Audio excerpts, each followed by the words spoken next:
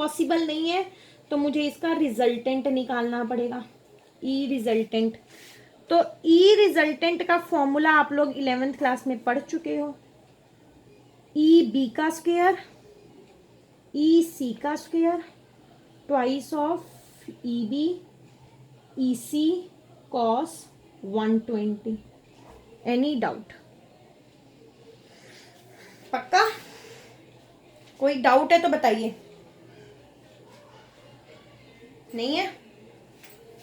Resultant का formula आप लोगों को पता है, under root of A square plus B square plus 2ab cos theta. ठीक है क्लास। अब ई बी का स्क्वायर लिखिए।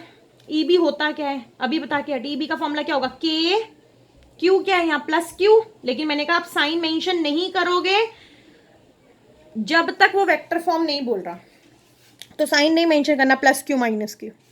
ई बी आ गया K Q upon A square. E C भी क्या आ गया, के क्यू क्या है माइनस क्यू, लेकिन माइनस नहीं लिखेंगे, डिस्टेंस कितना है ए स्क्वायर, यानी ई बी किसके बराबर आ गया, ई सी के। ई बी किसके बराबर आ गया, ई सी के। और इन दोनों को हमने ई ले लिया, क्या ले लिया, ई। तो ई रिजल्टेंट क्या आ गया, under root of E B E C E के बराबर आ गया, E square plus E square plus twice of E cos 120 हो गया माइनस हाफ, क्या हो गया, cancel. Under root of 2e square minus E square, यानी under root of E square, यानी electric field E. So what is E resultant or net E at point A, net E at point A is E and E का formula KQ upon A square, क्योंकि E B E C KQ upon A square KQ upon A square equal थे। That is your answer. Hopefully it is clear to you. Any doubt? पक्का? आगे बढ़े, आइए next numerical. Suppose we are having a square ABCD. We are having a square ABCD और उसके तीनों corners पे हमारे पास plus Q plus Q plus Q पड़ा है।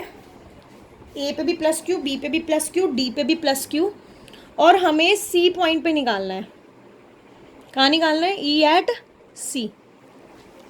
तो ई एट सी कैलकुलेट करना है हम लोग को, बाकी गिवन है। स्क्वायर है, ठीक है क्लास। आपने कहा ma'am A B C D पे आपको पता है क्या पड़ा है, यहाँ पे प्लस क्यू पड़ा है मैम, यहाँ पे भी प्लस क्यू पड़ा है मैम, यहाँ पे भी प्लस क्यू पड़ा है। यहाँ मैम क्यू नॉट रख देते हैं, क्या रख देते हैं, Q not. Plus Q Q not repel, तो सी पॉइंट पे ई है तो इस डायरेक्शन में आ जाएगा। प्लस क्यू और क्यू नॉट रिपेल, यानी ई बी रिपल्सिव इस डायरेक्शन में आ जाएगा। प्लस क्यू और क्यू नॉट रिपेल, यानी ई डी इस डायरेक्शन में आ जाएगा। एग्री? तीनों की डायरेक्शन बता दी। अब एक ही पॉइंट पे तीन फील्ड्स पॉसिबल नहीं है, यानी मुझे एक ही डायरेक्शन में लेके जानी पड़ेगी, जिसमें ये एंगल 90 डिग्री है क्योंकि ये 90 है स्क्वायर की वजह से, और सारी साइड्स क्या है, ए ए ए ए, क्योंकि स्क्वायर गिवन है आपको। तो इन दोनों का रिजल्टेंट ई बी और ई डी का रिजल्टेंट ई आर उसी डायरेक्शन में आएगा जिधर ई ए है, क्योंकि इन दोनों को रिजॉल्व किया, ई रिजल्टेंट निकाला, और ई रिजल्टेंट की डायरेक्शन वही हो गई जो ई ए की डायरेक्शन है। तो पहले तो ई बी और ई डी लिखते हैं, क्या होगा, ई बी होगा class K Q upon, E B है ना, ये बी है, K Q upon A square. Agree? E D क्या होगा, के Q upon A square. E सी क्या होगा, ई ए, सॉरी ई ए क्या होगा, के क्यू अपॉन, या ए स्क्वायर नहीं आएगा, क्यों, क्योंकि बी सी ई बी निकालना था तो ए डिस्टेंस दूर था, ई डी निकालना था तो भी ए डिस्टेंस दूर था, लेकिन ई ए निकालना है तो ए नहीं है ये कितना है, under root of A square plus A square, यानी under root of 2a square, क्या है ये, under root of 2a square. तो यहाँ पे under root of 2a square का स्क्वायर आएगा, E A. Hopefully it is clear to you, hopefully it is clear to you. E B is K Q upon A square, E D, क्योंकि B की वजह से क्या हो गया, charge Q हो गया और डिस्टेंस ए स्क्वायर हो गया, डी की वजह से भी क्या हो गया, चार्ज प्लस क्यू हो गया, प्लस क्यू और डिस्टेंस ए हो गया, डिस्टेंस ए हो गया, लेकिन ए की वजह से, ई ए की वजह से चार्ज तो क्यू ही है, चार्ज तो क्यू ही है, साइन मेंशन करना नहीं जब तक वेक्टर फॉर्म पूछे ना, लेकिन डिस्टेंस डायगोनल हो गया, और स्क्वायर का डायगोनल आप लोगों को निकालना आता है under root of 2a square, Pythagoras लगा के, एग्री। अब मैंने निकालना है E R, E R is the resultant of, E R is the resultant of E B and E D, B और डी का रिजल्टेंट होगा ई आर, बी और डी का रिजल्टेंट होगा ई आर। रिजल्टेंट का फॉर्मूला आप सबको आता है, under root of A square plus B square plus 2ab cos theta. तो E R under root of, एक वेक्टर क्या है, ई बी स्क्वायर, दूसरा वेक्टर क्या है, E D square plus 2 E B E D cos theta cos 90, cos 90 क्या हो जाएगा, 0, तो ये टर्म हट गई, क्या बच गया, under root of E B square plus E D square. अब आपको ये पता है ई बी और ई डी, ध्यान से देखो, ई बी के Q upon A square, E D के क्यू अपॉन ए स्क्वायर, ये दोनों बराबर है, यानी ई बी और ई डी बराबर है, बराबर है, तो मैंने इन दोनों को ई ले लिया, क्या ले लिया, ई, तो ये भी आ गया ई स्क्वायर और ये भी आ गया ई स्क्वायर, यानी आ गया under root of 2e square, यानी under root of 2e, E resultant क्या आ गया, अंडर रूट ऑफ 2e, क्या आ गया class, under root of 2e, ये राइट। और ई बी और ई डी को मैंने ई ले लिया, यानी ई रिजल्टेंट मेरे पास क्या आ गया, अंडर रूट ऑफ 2e, और ई की वैल्यू क्या है, under root of 2 K Q upon E square. Any doubt, no. Now E A आपने अभी कैलकुलेट किया है, यहाँ पे ई की वैल्यू क्या है, K Q upon under root of 2a square का होल स्क्वायर, एग्री।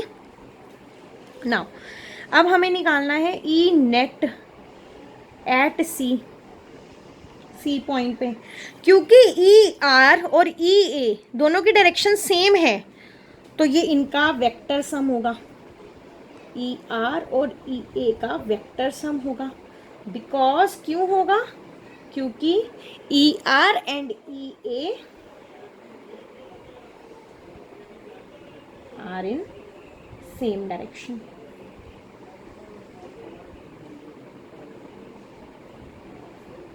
ई आर कितना है, under root of 2 K Q upon A square, E A कितना है, K Q upon under root of 2a square का whole square.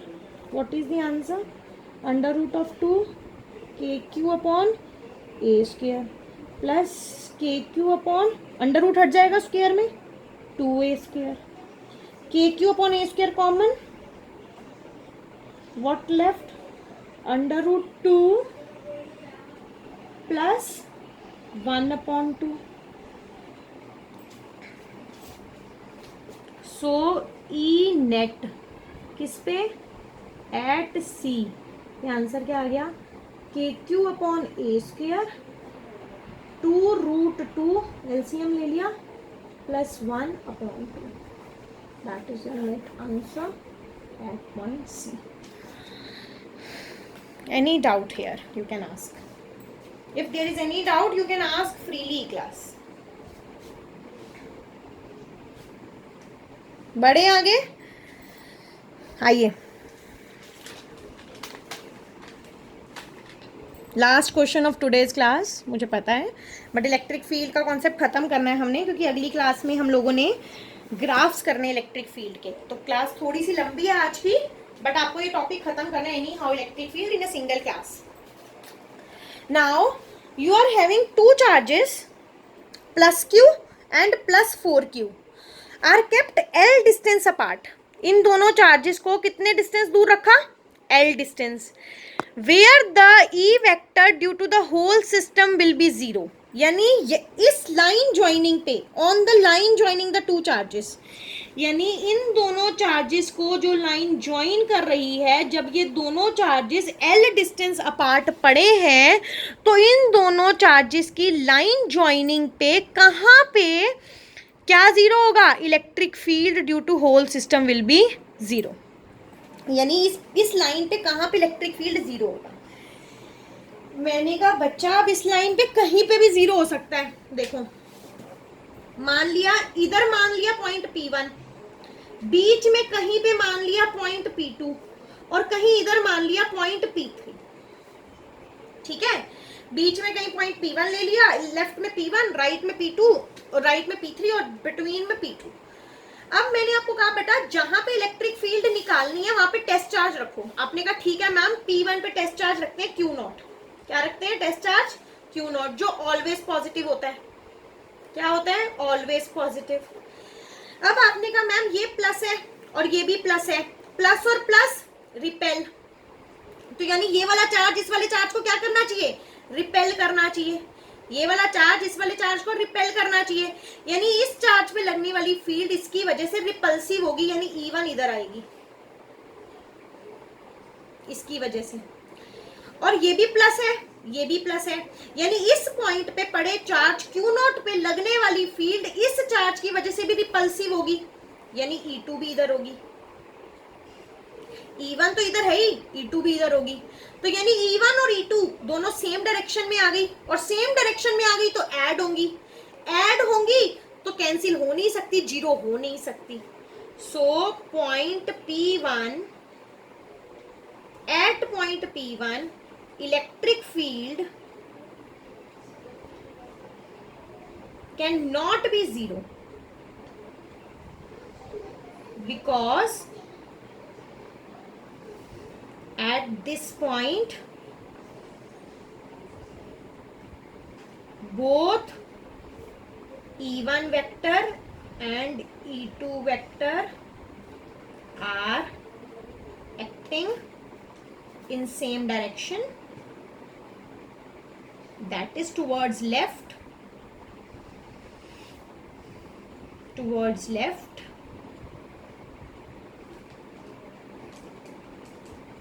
so they will get added up.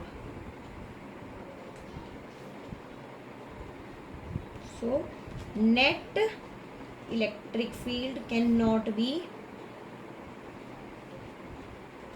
0.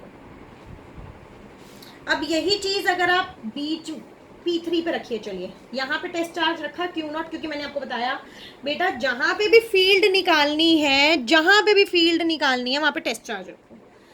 अच्छा, अब ये always positive, plus और plus repel, ये always positive, तो E2 इधर आएगी, प्लस और प्लस रिपेल, यानी E1 भी इधर आएगी. तो P3 is not possible. At point P1 की जगह सेम एट पॉइंट कौन सा? P3 electric field can not be 0. Electric field can not be 0. क्यों? बिकॉज एट दिस पॉइंट, क्योंकि यहां पर भी, because at this point E1 and E2 are acting in same direction. जब ये सेम डायरेक्शन में लग रही हैं दैट इज टुवर्ड्स राइट.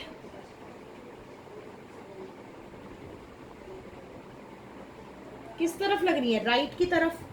अब इसमें लेफ्ट लग रही थी दोनों E1 और E2, इसमें E1 E2 दोनों राइट लग रही हैं. सो E1 and E2 will get added up, will get added up. So net E cannot be 0. ये 0 हो नहीं सकती. अब आ जाओ पॉइंट P2 पे.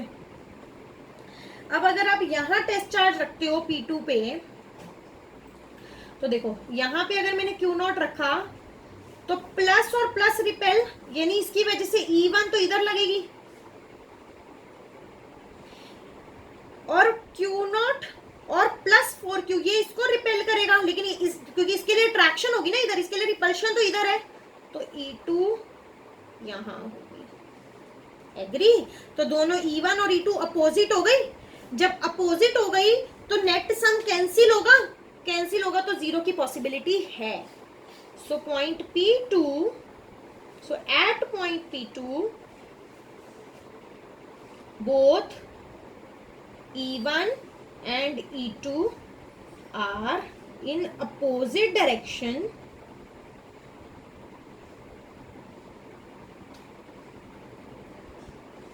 Hence they will cancel out each other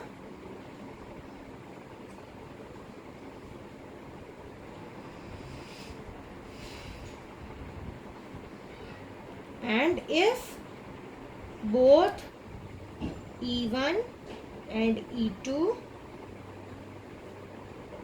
are same in magnitude,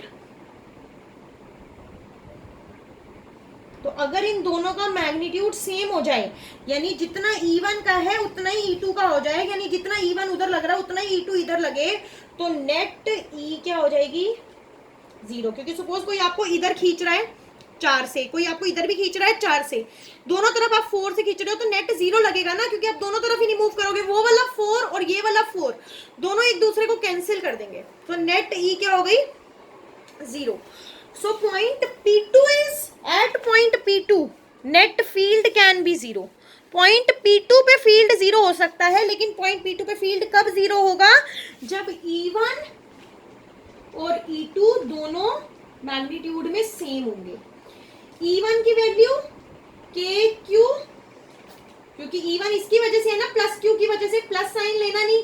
KQ और डिस्टेंस कितना है? ये L है पूरा, इसको X मान लो यहां से यहां तक, तो ये बचा हुआ क्या हो जाएगा? L minus x upon x square is equals to दूसरे की फील्ड इसकी वजह से, यानी के क्यू कितना हो गया? Plus 4Q upon L minus x का whole. K Q upon x square upon K plus 4Q upon L minus x का whole square. So class K Q upon x square is equals to K Q upon L minus x का whole square. Sorry, K4Q. K Q upon x square is equals to K4Q upon L minus x का whole square. K cancel, Q cancel, L minus x square इधर, L minus x का whole square upon x square is equals to 4, is equals to 4. अब इसका whole square is equals to 4, यहाँ 4 under root में चला जाएगा, तो यानी L minus x upon X is equals to plus minus √2, plus root लेके प्लस माइनस 2. तो यानी इसकी 2 वैल्यूज आ गई. एक बार L minus x upon X आ गया +2 और एक बार L minus x upon X आ गया -2. एक बार आ गया +2, एक बार आ गया -2. +2 -2 +2 से सॉल्व करोगे तो L की वैल्यू आएगी x की वैल्यू आएगी L/3, क्योंकि ये देखो ये हो जाएगा 2x और ये x इधर जाके प्लस, तो 3x is equals to L, तो x आ जाएगा L/3 इससे। और इससे सॉल्व करोगे तो ये हो जाएगा 2 - 2x और प्लस x माइनस x, एक हो जाएगा L/3 और एक बार x आएगा -L। अब डिस्टेंस है x, तो क्या है, डिस्टेंस है, और डिस्टेंस नेगेटिव हो नहीं सकता, तो ये वैल्यू पॉसिबल नहीं है। Will consider this value. So what is the answer, x is equals to L/3, x is equals to L/3, यानी P2 यानी पॉइंट P2 इससे कितना दूर होगा, L/3, कितना दूर होगा, L/3, और इससे कितना दूर होगा, L - L/3, यानी 2L/3, इससे दूर होगा L/3 और इससे दूर होगा 2L/3। अब ये तो हो गया आपका सीबीएसई का मेथड, सीबीएसई से इस क्वेश्चन को करने का, लेकिन एंट्रेंस में इस टाइप के क्वेश्चन के आने के चांसेस 99% होते हैं। वहाँ पे हम लोग इतना नहीं सोच सकते, इतना सॉल्व नहीं कर सकते। तो अगर मैं एंट्रेंस पॉइंट ऑफ व्यू से आपको शॉर्टकट बताऊँ इसका क्लास, तो अगर आपको 2 चार्जेस दे रखे हों, इसका शॉर्टकट समझिए, अगर आपको 2 चार्जेस दे रखे हैं, जैसे इसमें दे रखे थे +q और +4q, यानी जो 2 चार्जेस आपको दे रखे हैं या तो दोनों पॉजिटिव हों या दोनों नेगेटिव हों। शॉर्टकट समझिए, ट्रिक समझिए इसकी, या तो दोनों चार्जेस पॉजिटिव हों या दोनों चार्जेस नेगेटिव हों, तो इनके बीच में ही हमेशा फील्ड 0 होगी। बिना सोचे समझे लगा देना, ना फील्ड इधर 0 होगी ना फील्ड इधर 0 होगी। क्यों नहीं होगी ये मैं आपको बता चुकी हूँ, बट माइंड में अब ये चीज फिट कर लो कि अगर 2 चार्जेस दे रखे हैं, दोनों चार्जेस या तो पॉजिटिव हैं या नेगेटिव हैं, यानी दोनों चार्जेस की पोलैरिटी इधर पॉजिटिव है इधर नेगेटिव है, तो उनके बीच में कहीं ना कहीं इलेक्ट्रिक फील्ड 0 होगी।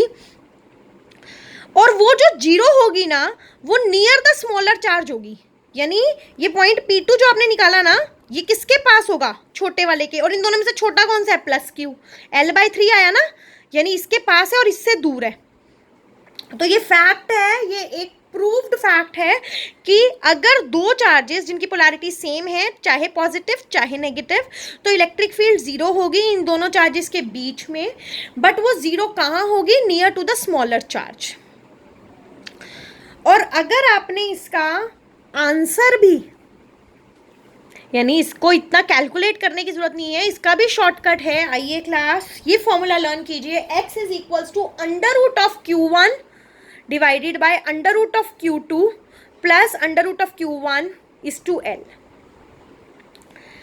ये फॉर्मूला लर्न कीजिए शॉर्टकट, क्योंकि एंट्रेंस में ये वाले क्वेश्चन से चांसेस बहुत ज़्यादा हैं। अब देखिए, छोटा Q1 को हमेशा छोटा चार्ज लेना है, Q1 स्मॉलर चार्ज और Q2 बिगर, ये ध्यान रखना पड़ेगा आपको, ठीक है। Q1 कितना है, छोटा, +q, यहाँ पे इसी क्वेश्चन को सॉल्व कर रही हूँ मैं शॉर्टकट टेक्निक से, तो ये हो गया +q, ये हो गया √Q2 यानी +4q, Q1 क्या है, q, √Q कॉमन लिया, कैंसिल कर दिया, क्या बच गया, √1, √4 की वैल्यू क्या आ गई 2, और √1 क्या आ गया 1, यहाँ से √Q कॉमन लो ना ऊपर, और नीचे से भी √Q कॉमन लो, तो अंदर क्या बच जाएगा, √1 √4 plus √1 times L। √1 is 1, √4 is 2, √1 is 1, L, 1 2 + 1 L/3 आ गया आंसर, L/3। बट सीबीएसई में नहीं करना है ये, सीबीएसई का मेथड यही है। Okay class, that's all about today class. Field खत्म, फील्ड से रिलेटेड इंपॉर्टेंट न्यूमेरिकल्स भी खत्म। In our next class will deal about graphs only, graphs class, ठीक है। चलिए बाय बाय क्लास।